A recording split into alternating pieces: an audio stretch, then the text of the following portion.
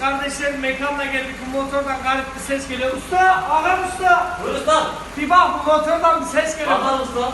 Nasıl turboladım bir bak ya. Basıyorum marşa. Gel kapıda şaplayayım. Marşa Bas, basayım mı? bas. Bastım. Bak hadi motor ısırıyor. Motor ısıtırırım abi. Turbo. Sen bir aç kardeş. Allah Allah. Soğuk motor diyorum içine ses Motor. geliyor lan. Onun motor konuşuyor. Lan. Aç. Ulan.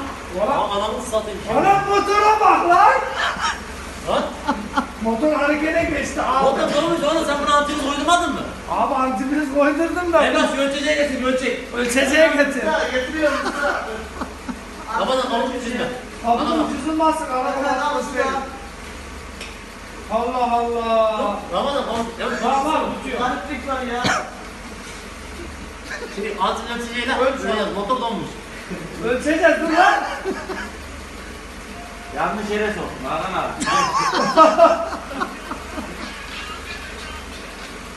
Efendim. Motor soğuk. 0 derece donmuş. Motor donmuş. Blok çatladı dışarıda bak. Biliyorum ya çatlatmış.